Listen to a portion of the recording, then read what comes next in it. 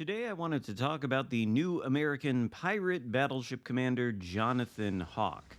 I'll start off with showing you the build right away. We've got him on the USS Louisiana. I think he was mostly designed for the USS Delaware, but if he's supposed to work for Delaware, he'll work great on the perfectly balanced Louisiana, no doubt. So for Louisiana, we've got the turret traverse mod in the first slot, propulsion in the second, concealment in the third, and the epic artillery plotting room mod in the fourth slot for better accuracy as we do more damage. And then for the Hawk guy himself, we've got Kondo and Rosia as the two inspirations. And then for his skill tree, I think his skill tree alone makes him probably worth getting, even if you don't want to necessarily use him on the American hybrid battleships. He's a little bit like the other hybrid specific American battleship commander, the Star Trek guy, Riker.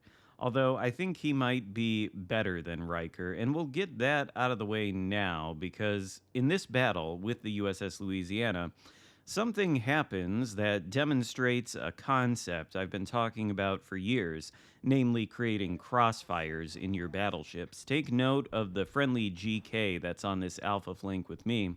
He's pushing out toward the wide flank, and we're pushing out to the south of the alpha cap, where we're going to post up and sort of just sit here as the enemy team pushes in. Our first salvo here against USS Worcester is pretty good. It's only regrettable that it wasn't a dev strike, but 2 citadels and 27,000 damage is a decent way to start off the battle. Anyway, as we get into position here, we are going to assume a defensive posture, a pre-kited posture with our bow pointed away from the danger and all of our main battery guns on target. If we were to push bow in like a lot of Louisiana and hybrid battleship players are wont to do, where they bow tank and use only their front guns and then the airstrikes to supplement the damage, well, we're going to get farmed by this Worcester, this other HE spamming cruiser, and then we've got about 3 battleships pushing in, I think all divisioned with each other, which would mean if we do get stuck bow in, we're going to be focused and have no way to disengage. That's not really what I want to do. Whenever people are pushing into you, you usually have an advantage in this game. So we're going to post up right here, try to stay as close to the alpha cap as possible, and then as this GK gets into position to create a crossfire with me, we'll talk a little bit about Jonathan Hawke's skill tree. In his first row, if you saw what I had selected, we've got not one for the nuisance, but uniquely in the second row, we've got flammable cannoneer. Now, of course, flammable cannoneer is a good common battleship skill that increases the main battery range and the sigma, but it increases the chance the battleship will be caught on fire by 13%. Not one for the nuisance, of course, reduces the chance that you'll be lit on fire by 8%. So it's pretty unique to have a battleship commander with both flammable cannoneer and not one for the nuisance able to be selected simultaneously. Then in his third row, we've got the only plane buffing skill selected, and that would be Sea Wings. It gives the aircraft a 5% cruising speed bonus and a 5% maximum speed bonus.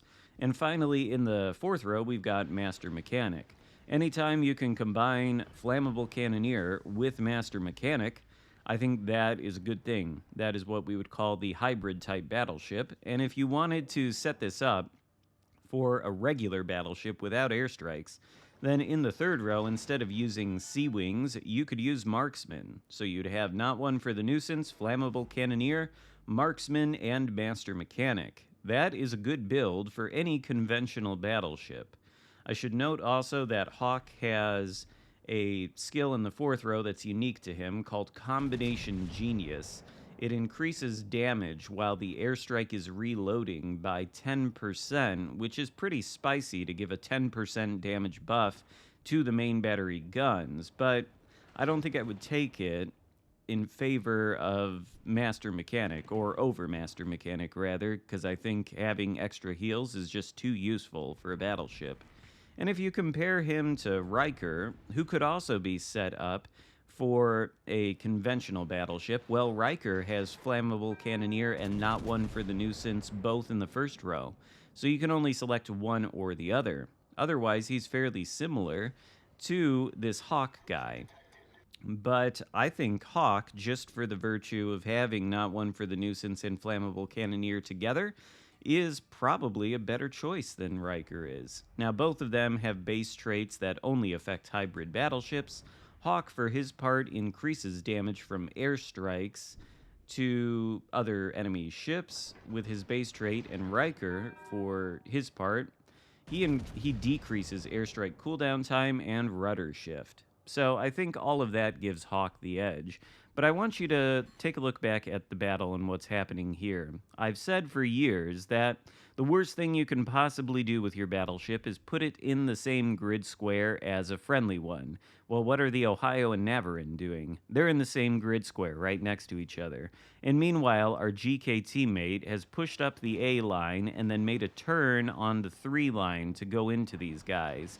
He had their broadsides, which forced both this Ohio and Navarin to turn their attention to him. And as a consequence, the Ohio is giving extreme broadside to me. Navarin, not so much. He's backing up closer to that island. But this is a great example of precisely why you need to spread your battleships out. I don't know if the GK was making the push he was making because he was aware of my position and knew he could create a crossfire with me, or if it's just because he's playing a GK and he wants to brawl. Either way, I think he made an excellent choice here by pushing up this flank, and he's much more equipped to do it than I would be. He's got much better armor than I do. I'm more of a mid to long range battleship, while he's more suited to brawling. And his push here has eliminated the Navarin, who was broadside to him, forced the Ohio into the unenviable choice of having to choose between angling to the GK or angling to me. And, well, you can see the consequences to the Navarin and Ohio for sitting together in the same grid square while my teammates spread out from me and made this crossfire possible. I wish more Battleship players would take note of that. A lot of them love to sit right next to each other in the same grid square, but this is perhaps one of the clearest examples I've ever recorded of why you shouldn't do that. And I just wanted to point that out in this game because I thought, it's pretty good information to harp on as far as tactics and strategy and legends go. But in any case, the commanders. I think this Jonathan Hawke guy is good for these hybrid battleships. You can, if you want to, build him more into planes, but for me, I prefer the gun-based skills like flammable cannoneer and the survivability skills like master mechanic. And I think if you get this guy and you don't really like playing the hybrids, like I honestly don't play them too much, especially this one, even though it's perfectly balanced, it just feels a little bit filthy to play. Well, if you share that same mindset and you just want to use him for the Montana or the Georgia or Kansas or any of the American battleships, well, then you've got the bonus of an accuracy build with a survivability build. You've got the 2 accuracy skills of flammable cannoneer and marksman, and then you've got the 2 survivability skills of not one for the nuisance and master mechanic. Plus, Jonathan Hawke has what's it called? Fight fire with fire, which is another excellent survivability skill that I think really helps with things. So I would say out of all the pirate commanders that have been released in this game, probably Jonathan Hawke would be the one to go for if you are a fan of the American battleships. If you have Riker, it might not be necessary to get Hawke. With Riker, you could use Flammable Cannoneer and Master Mechanic on a conventional battleship, but for the second and third row of skills, you'd probably have to go with Gyrating Drill Bits or Crisscross in the second, and then Marksman in the third. I don't think the Louisiana, or really any American battleship, necessarily needs Gyrating Drill Bits or Crisscross. None of them get Aiming Systems Mod 1 in the first slot. That gives you the 7% bonus to dispersion. Instead, they get the Artillery Plotting Room mod in the fourth slot, which gives you the 11% bonus to dispersion, so it's not as much of a sacrifice to take turret traverse on the American battleships as it is on other battleships, where you're giving up Aiming Systems Mod 1 and the 7% dispersion bonus it gives you for that module. So For those reasons, I would say that Jonathan Hawke is better than Riker.